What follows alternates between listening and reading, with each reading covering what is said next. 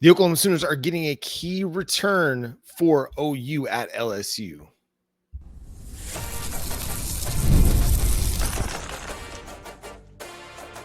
You are Locked On Sooners, your daily podcast on the Oklahoma Sooners. Part of the Locked On Podcast Network, your team every day. What's up, Sooner Nation? Welcome to Locked On Sooners. It is a game day edition of Locked On Sooners as we get you ready for Oklahoma at LSU in the Bayou on Saturday night on ESPN, 6 p.m. kickoff time, scheduled kickoff time.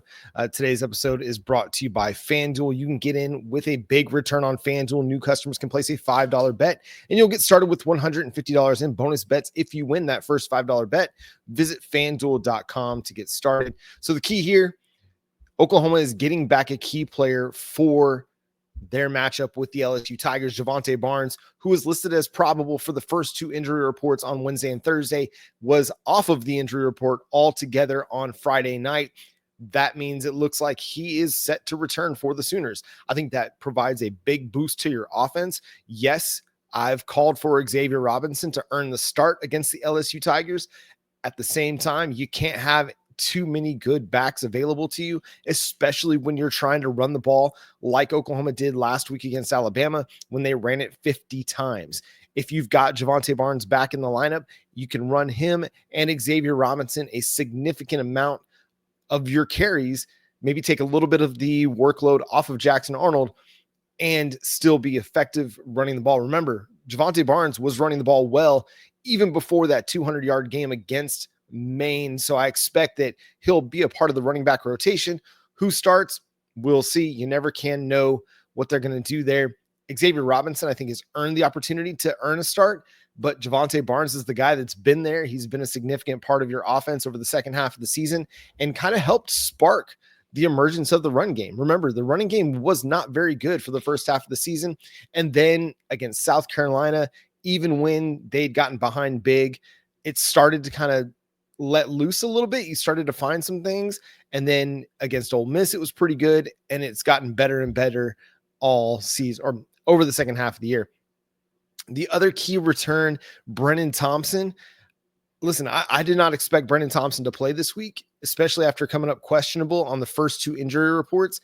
He is also not listed on the Friday injury report. He's going to be one of those, I think, to monitor as a game time decision, even though he's not listed.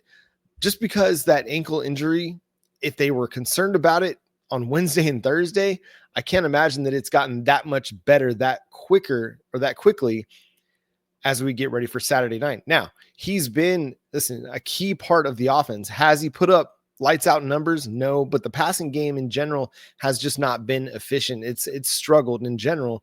He's a part of that, but he's been a key veteran piece that you've been able to have on the outside.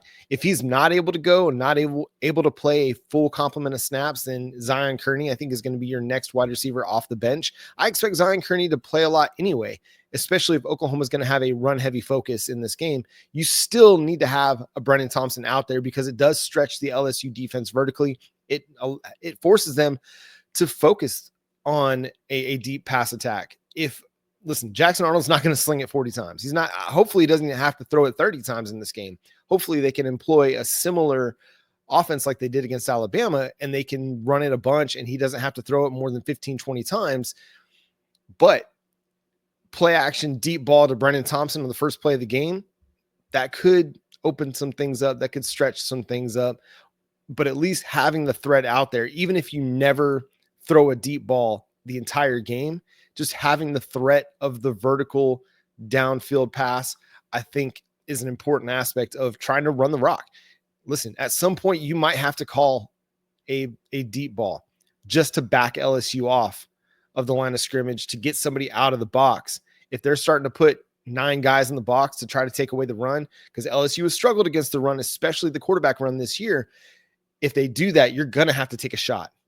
You're going to have to max protect, take a shot to Brenen Thompson, JJ Hester, and just see if you can open something up, if you can take advantage of some one-on-one matchups on the outside, because you're going to get one-on-one matchups on the outside. That's just going to happen. I very much doubt LSU is going to come into this thing playing zone and allowing the run game to just nickel and dime them all day long. They're going to force Jackson Arnold to beat them at some point in this game, and he's going to have to. He's going to have to make a throw. And he did it last week against Alabama. 2 key third down conversions on slant passes to Brenen Thompson and Jacob Jordan. But I think at some point, they're going to try and take those slants away. They're going to have to hit him over the top. Andrel Anthony is not going to be available for this game. He was ruled out on Friday night. I didn't expect him to play. It's going to be one of those curious cases. At some point, are we ever going to get an answer on Andrel Anthony and what is really going on with his injury situation? Because he was hurt in the Red River Showdown, and that's typically a year recovery, right? Before you're able to start playing again. A lot of times, maybe 2 years before you're fully back, fully right. But at what point do we get concerned that maybe he's never going to be fully right? I don't know. That'll be a great question for the offseason. Hopefully we'll get an answer on Andrel Anthony's future, because that dude is a baller, man. He played so well in the first half of the 2023 season, was leading the Sooners in receiving, and just hasn't been able to return. And it's the injury luck that the wide receivers have found themselves in. I say luck, bad luck, that the wide receivers have found themselves in this year. And you're going to have to find a way. You're going to have to find a way. Again, I didn't expect him to play. Wasn't going to rely on him to go and be a significant part of the offense. But so it's on Brenen Thompson. It's on JJ Hester. It's on Jacob Jordan, Zion Kearney. You guys got to go make some plays. If Oklahoma wants to beat LSU, they're going to have to get something out of their wide receiver group that they haven't gotten all year. And that's big time playmaking in big time moments in this game. I think it's going to come down to a few big time moments. Listen, I know I picked against Oklahoma in this one. I go back and forth on. I've been waffling, right? I'm not going to sit here and say I'm picking Oklahoma, but I don't feel super confident in that pick. I think Oklahoma can absolutely go and win this game if they're able to take care of the football, if they're able to hit a big play or two in the passing game, and if the defense is able to prevent a big play in the passing game.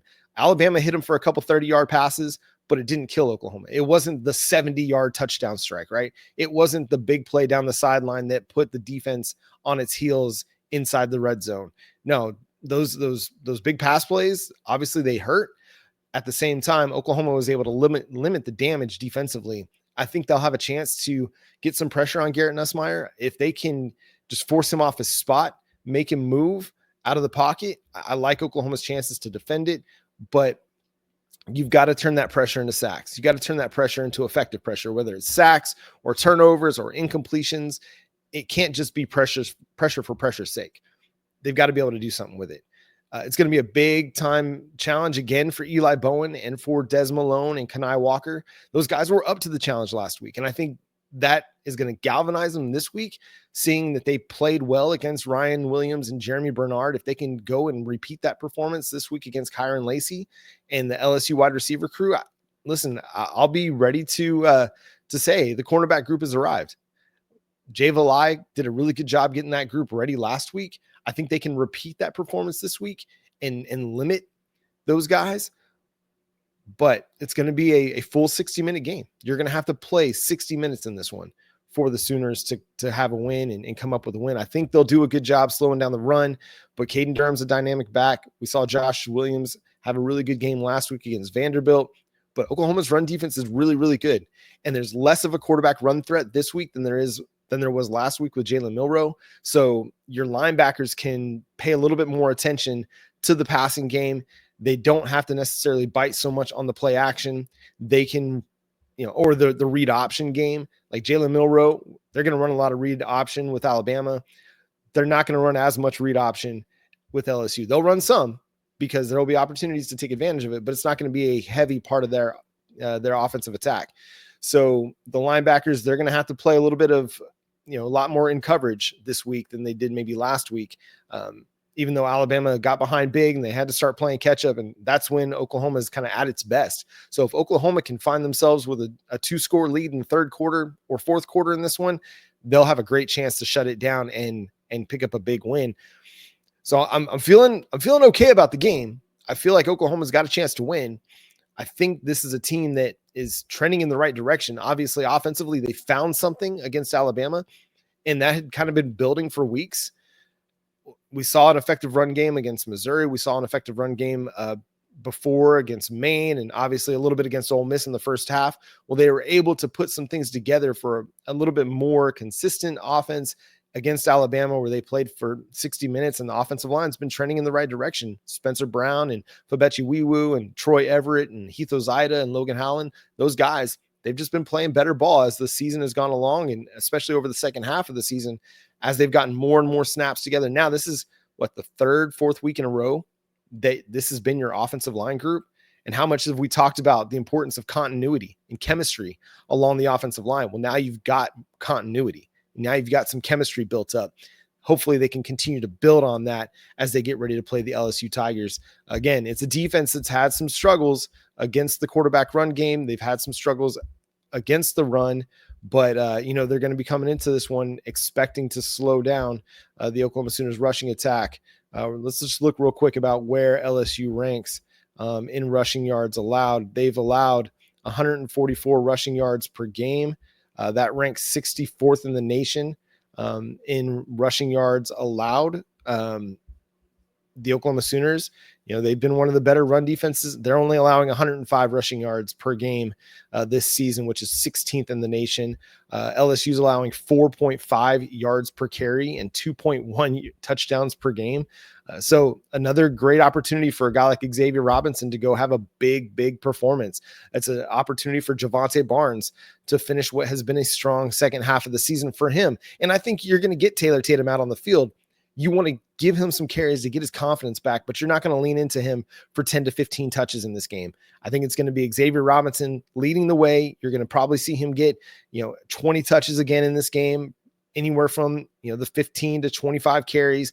I think you can ride Rob, man. Ride Rob. Professor X, as somebody in the YouTube comments suggested earlier this week, and let X go give it to him, because he's been up to every single challenge that you've put in front of him so far this year. It's time to just unleash Xavier Robinson and just lean fully into his ability to pound the rock, soften up that LSU defense. And when you get to the second half and that defense is just tired of trying to tackle Xavier Robinson all game long, you're going to be able to close out the game. So again, thanks so much for being a part of Locked On Sooners and listening to and watching Locked On Sooners every single day. We appreciate your following. We appreciate you supporting the show in the ways that you do. And I hope you had a very happy Thanksgiving. And we're looking forward to OU LSU. I know Jay is down in Baton Rouge, kind of getting all the vibes, getting ready for Saturday night, and he's going to be there. So if you're out there, make sure you go and stop by and say hey to Jay, and make sure you just let him know that you listen to Locked On Sooners every single day. But we're going to be back with Post Game Live after OU LSU, shortly after the game, and just breaking down everything that went down for the Oklahoma Sooners that are looking to clinch a winning season after everything that's gone down, the chance that they have to clinch a winning season at the end of the regular season, finish with 7 wins after everything that they've gone through this year, all the injuries, all of the, the controversy, the quarterback turmoil, the offensive coordinator turmoil, the fact that they're sitting there with a chance to win a 7th game. And it didn't start well, but it's not about how you start. Sometimes it's about how you finish. And hopefully the Oklahoma Sooners can finish the regular season on a high note down in Baton Rouge. But until next time, and again, until after OU LSU, where we'll go live and discuss and break down everything, getting your reaction to the game in the YouTube live chat. Again, make sure you subscribe to Locked On Sooners wherever you get your podcast, free and available on all podcast platforms and on YouTube. Hit that subscribe button and that notification bell to let you know when new episodes drop. But until next time, for my partner Jay Smith, I'm John Williams, Boomer Sooner.